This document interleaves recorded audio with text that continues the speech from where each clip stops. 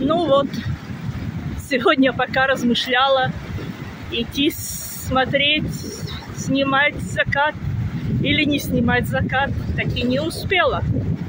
Солнышко закатилось быстрее, чем я дошла, хотя тут минута идти. Очень быстро все происходит на нашем белом свете. Но ничего, покажу, что у нас после заката.